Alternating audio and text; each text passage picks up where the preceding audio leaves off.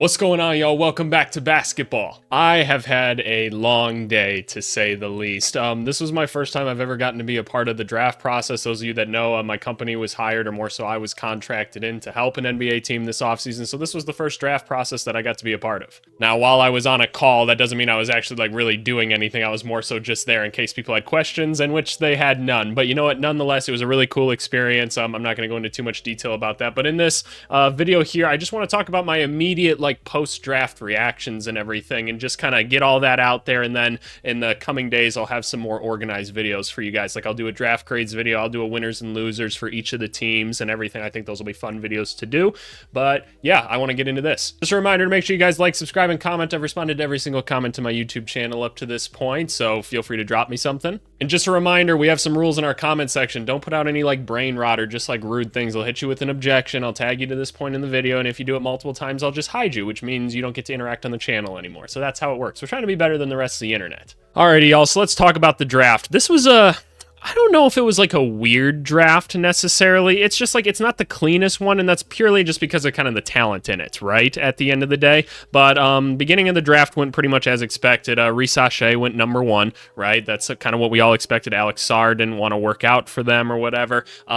What's really interesting about this is and I'm not going to go too in depth about any of the players in this one. This is more so just a reaction. The Hawks didn't end up making any moves in this one, and Rhys is a nice player. Don't get me wrong, but there's just it feels like a very incomplete first overall pick, right? One, just because there's not a clear-cut talent to be number 1 this year, but more so it's okay, who's he going to be playing with this year? Who we just have no clue at the end of the day. And so we're just kind of waiting to see what the Hawks do with the rest of their offseason. I wouldn't be surprised if Atlanta and Dallas are talking right now to try to figure something out around a Tim Hardaway Jr. thing or something. The Hawks seem like one of the teams that could actually make something happen still with that one, because it seems like Dallas couldn't really get much going tonight. That was just another theme of tonight. A lot of the trades that we kind of thought were going to happen early in the draft didn't manifest, and I think it just became too hard for these NBA teams to justify trading much to move around in these picks, because pick 3 through probably 11, very, very similar value, very similar value. And so teams are just I'm not really giving up more than a role player to do it, which maybe would have been enough for people, but I don't know at the end of the day. Washington was really, really active today, weren't they? We're just coming off the Denny Advia trade, and I'm so sorry, Washington fans. I don't know what the hell you guys are doing over there. These new guys have come in, and they are on the phones, that's for sure. But you got Alex Sarr. Alex Sarr's good. He'll be your starting center right away. He'll play great defense, should be a starting center for years to come. I'm really excited about his versatility and everything, so I think that's kind of cool. Reed Sheppard went 3. Yeah, this was kind of the thing, right? And I have a hard time judging this one, because I just don't think Reed Sheppard was worth a 3rd overall pick for. But again, if you just weren't able to find a trade partner, you weren't able to find a trade partner. So then the conversation becomes, okay, what do we need? We need shooting. Well, that's Reed Sheppard, right? I don't think you really wanted to have another project on the team or anything, and I think Reed Sheppard is definitely a project at the very least. His shooting's cool and everything. I'm worried about him defensively, and I don't want to hear anybody talk about these defensive stats and everything. It doesn't translate. That's not a good indicator or whatever. At the end of the day, you see the size and everything. I'm just a little bit worried about it, worried about his ability to create or anything, but they needed someone that could shoot the basketball. They got someone that can shoot the basketball. If that's the best they could do tonight, then that's kind of the draft that it was, right? I can't really fault them for that at the end of the day. So good for Reed Sheppard. Oh, by the way, I should have started the video with this. I apologize. Congratulations to all these guys that got drafted tonight. Every single one of them worked their ass off to get to this point, and it is an incredible, incredible accomplishment. So please, if you're gonna say anything in the comments, just a congratulations to these young men that their dreams came true tonight. So honestly, phenomenal job for them. Stephon Castle, yep, we got this one right. Oh, that's another video I'll have to do. I'll have to do a comparison to my mock draft to see how well we did on it. This pick seemed pretty locked in stone for me, honestly, at the end of the day. You just think about it, the Spurs just didn't have somebody that was really worth, or that made perfect sense for them to draft, so they just went with the best culture fit that they could do. Stephon Castle makes a lot of sense. He's a good defender. They need guys like that, even though it wasn't maybe the position that they wanted. You just bring talent in and you figure it out later, so I love that pick for them. All right, I know this is the one you guys are waiting for me to react to. What the fuck happened here, man? What the hell? I don't want to hate on Ron Holland at all, man. I just don't. It's just like, what the fuck are the Pistons doing? Like, I can't comprehend it. Ron Holland is very talented, right? He's certainly a project. He's just, his basketball IQ is pretty low right now. We all know that. He's got to improve in a lot of assets, or in a lot of facets. He can't shoot right now either, which is a problem. But like, at what point are you guys going to start to win basketball games, right? At what point are you going to do it? And like, this doesn't help you win basketball games right now. This does not help like Cade Cunningham start to develop like at all. Cade Cunningham is such a good basketball player. I don't think you guys even comprehend how good this guy is, and he's just got nonsense all around his team. And it's like, I don't know what Detroit's doing with this. Like, I would have felt better if they took like Salon or something like that, which apparently that's how you say his name. So all you guys been lying to me in the comments that it was Saloon, but whatever. I'm just like so annoyed with the Pistons, right? Like, it's them in like Washington. Like, just do something. Like, this was an easy one for Washington. If they would have fucked this one up, I would have been astonished. But just like, what?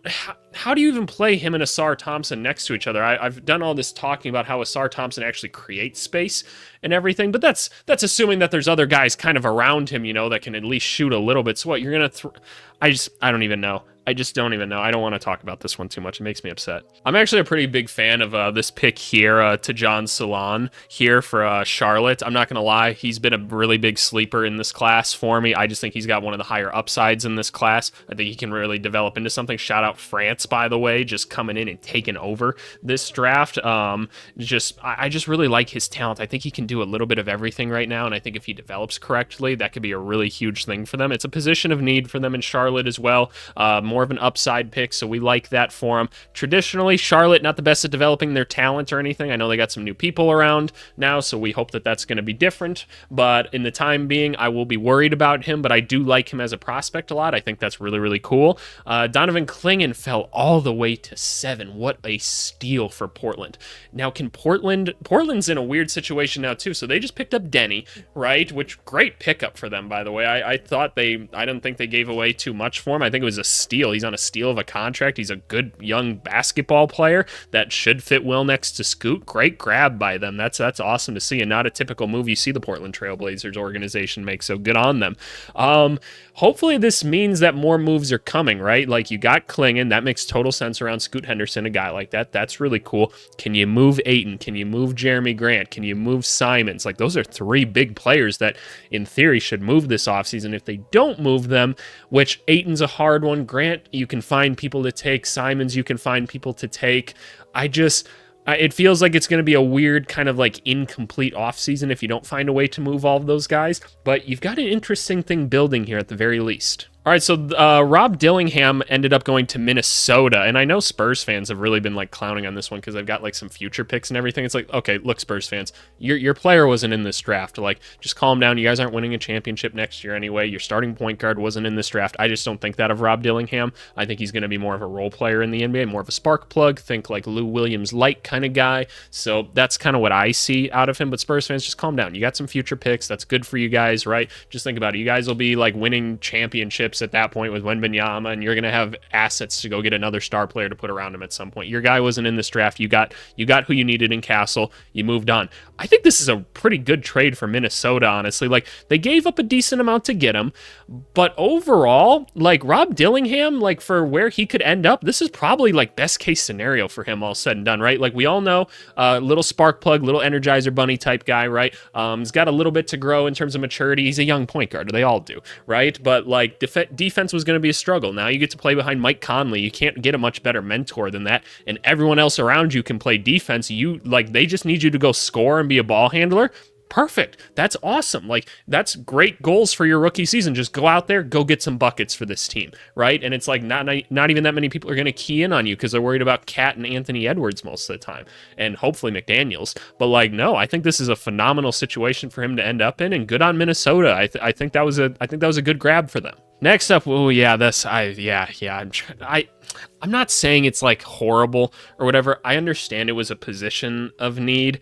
It doesn't make a ton of sense to me just because, like, I feel like you could have gotten a higher rotational player than Zach Edey here. I'm interested in Zach Edey, but like, do we really think he's going to be a starting point guard for the Grizzlies this year? I'm curious to hear what you guys think in this. I just don't see him being an NBA starting center. I just don't. I think he's kind of a cool trick player in the sense that there's just nobody his size, but like, you're going to play him starter level minutes and expect him to really contribute? Like, what are you hoping for? Like, defense and rebounding? Because I just don't think the scoring is going to really be there at an NBA level. I just think NBA teams are too smart for that.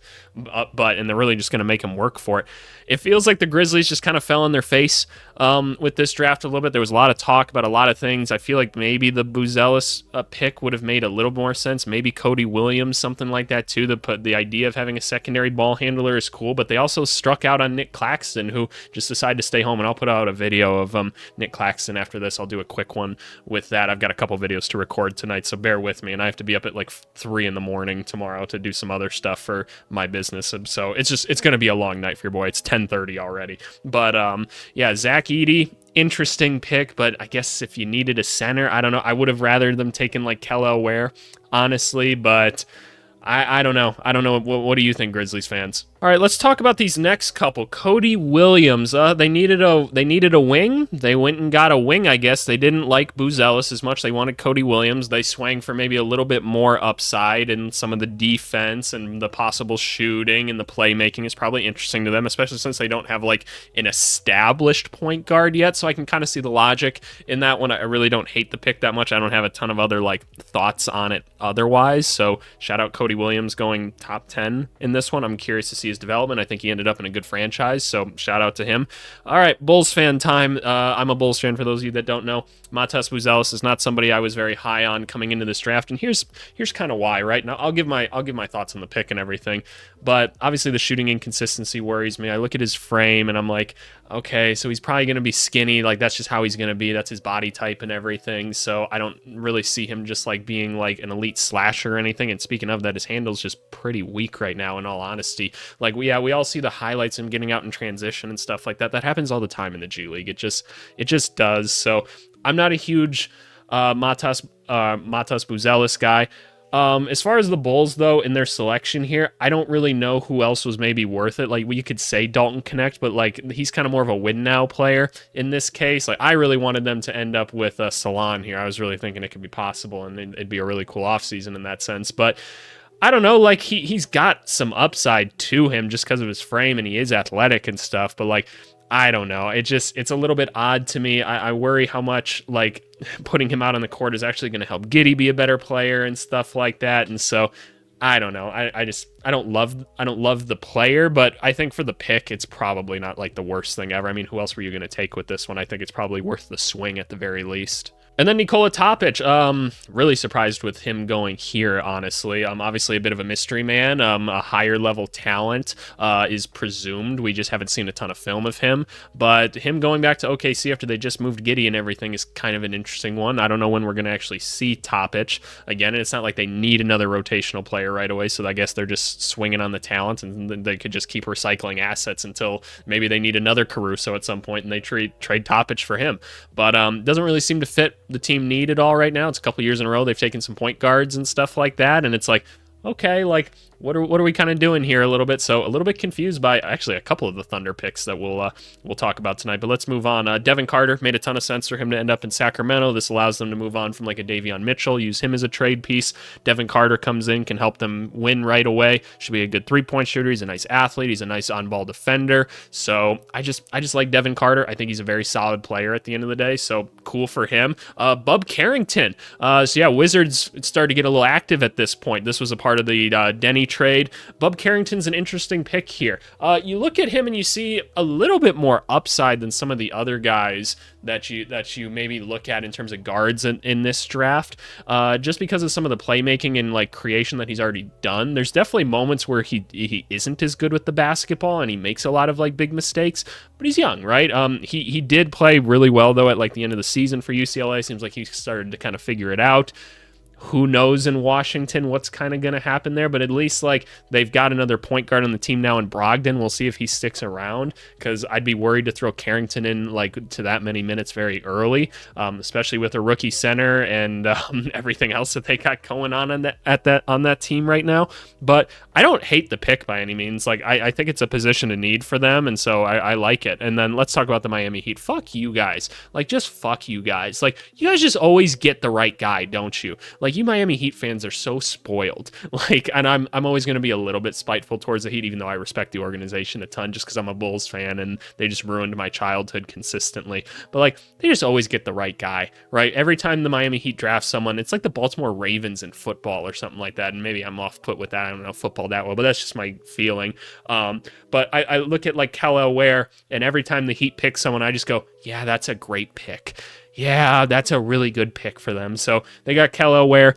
I think he's a really good player. I think he could eventually be a starter in the NBA. So shout out the Heat. Next couple, the Jared McCain one was weird to me. This felt like more of a Jacoby Walter type pick, honestly. Like, that's just what I saw. I don't know what like the idea is here. Obviously, good shooter, right? High energy guy, high character guy.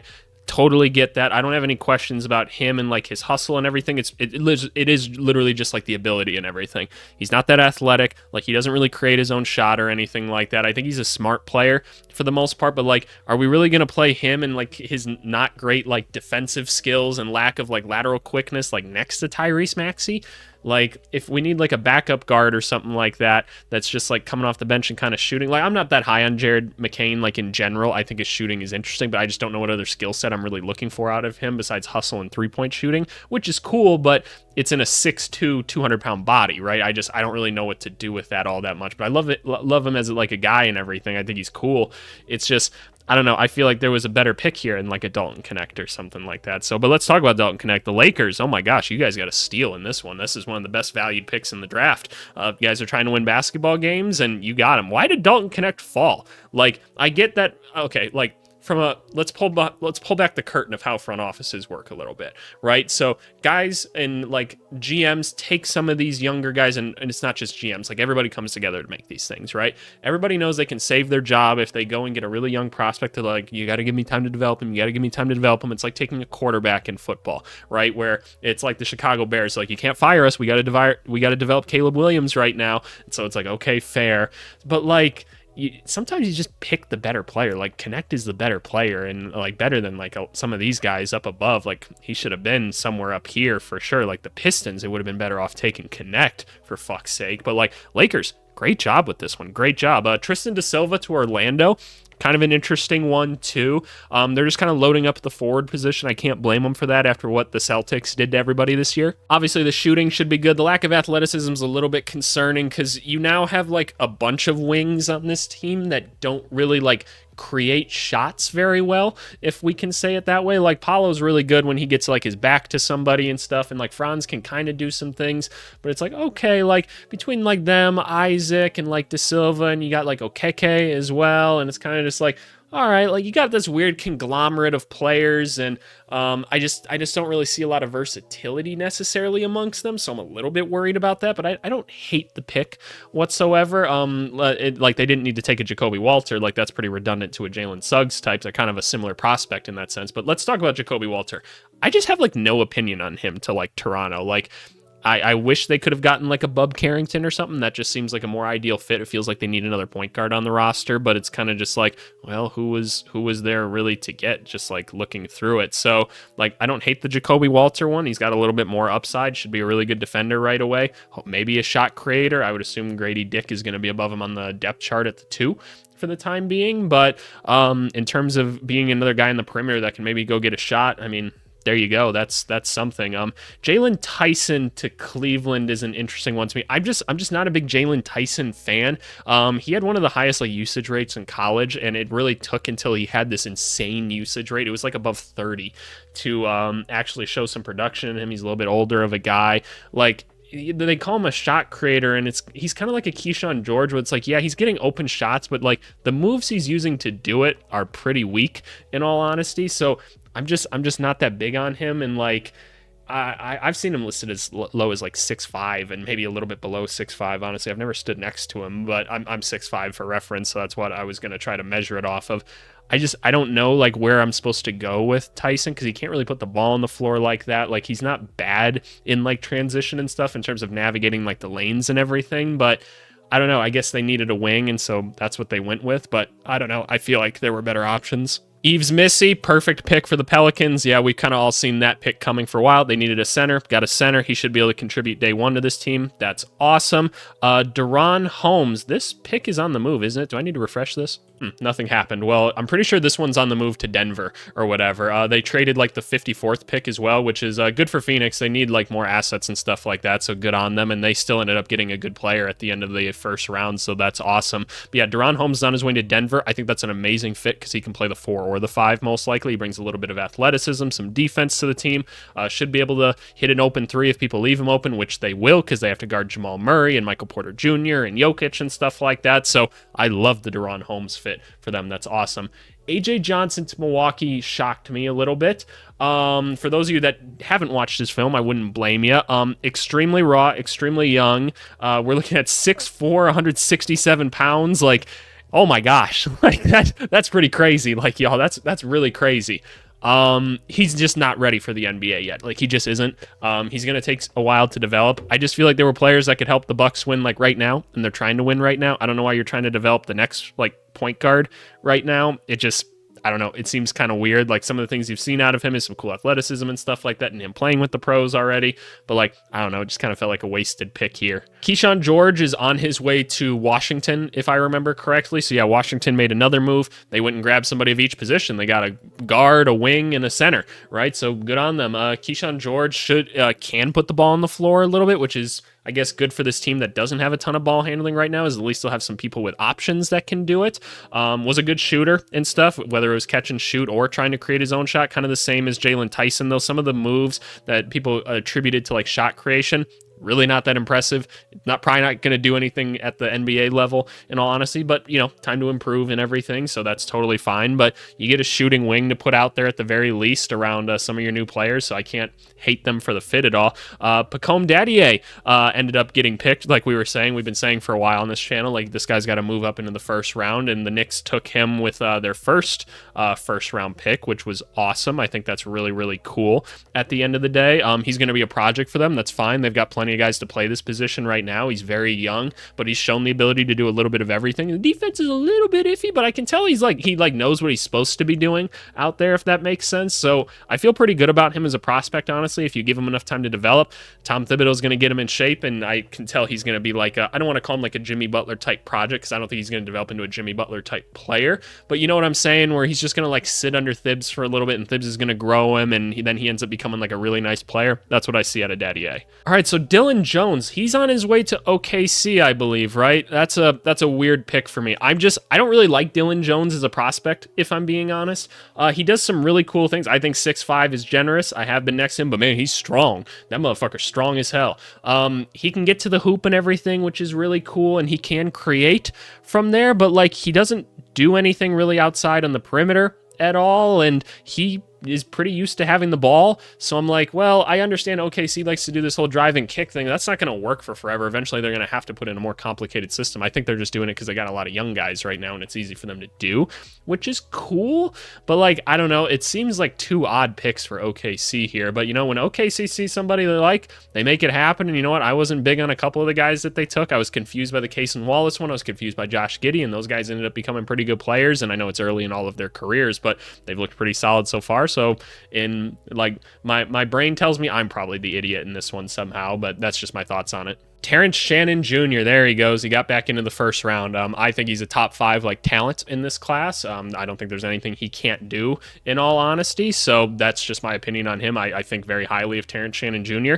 Minnesota was a place that I thought would be wonderful for him to end up in. And man, they got 2 offensive players, and like, Shannon can play defense too. He's going to be a day one contributor for them, and don't be surprised if he's like the 6th man, like, instantly for them. I know Naz Reid is on the team, but y'all kind of know what I'm saying, where like, he's coming off the bench and he's expected to really get stuff done like right away. So shout out the Timberwolves, man. The Timberwolves had a really, really good night. This Denver pick, I'm pretty sure, is on its way to Phoenix. Got Ryan Dunn. I love that. Ryan Dunn, underrated player in this class, probably the best defensive player inside this class, maybe outside of like Klingon and like Sarr and those guys, you know, like outside those like couple picks. In terms of like on-ball defense, though, it's probably Dunn. Even though he's like 6'6", I think he's more so like 6'7", honestly. So I don't know how we can all get these heights so like skewed and everything. Like, motherfuckers, just measure these boys. But I look at him as somebody that can come in and contribute to Phoenix right away, just be a really good defender, be a hustle guy for him. Hopefully he can convert on some open shots because he was not good at that outside of just like cutting and stuff like that. But hey, there's going to be a lot of guys on the Suns that are attracting a lot of attention. If you can be a good cutter, good things can happen, and you can create space that way too. So that's a really cool thing for them. The Utah Jazz took Isaiah Collier. Kind of makes some sense for them. Like at this point in the draft, and maybe there's not someone you're in love with, you just say like, hey, there is some upside to him just because of his frame and his strength and everything, and he does have some cool athletic ability. You have questions about like the intangibles, or you have a lot of questions about that honestly in the shooting. But Utah's got a good player development program. They usually do pretty good with guys in that sense, and he's going to have time to develop under them then, so not a bad pick. And then Baylor Shireman did work his way into the first round. I absolutely love that for Boston. I think that's a phenomenal pick. Just add a guy that can do a little bit of everything. Who's the guy I want to compare him to? The guy for the Grizzlies, John Conchar. He's basically a new John Conchar, except probably a better shooter. He can rebound, he can pass, he can defend, like he can shoot, just all like solid, right? A little bit older of a guy. Awesome to see him be a first-round pick. He's a guy that I've gone up against a couple times personally, and I have felt the wrath, to say the least. So shout out Baylor Shireman, really nice guy. Yeah, that's the first round, y'all. That's day one of the draft. Pretty interesting. Obviously, we'll be covering the second round tomorrow. I'm gonna maybe try to stream it tomorrow. I'm gonna try. I haven't streamed on YouTube. Like, I think I did it once as like a test before. So if I go live randomly tomorrow, just for a little bit, it's because I'm testing it to see how it works. But yeah, I might try to go live during that. Also, just be looking out tomorrow.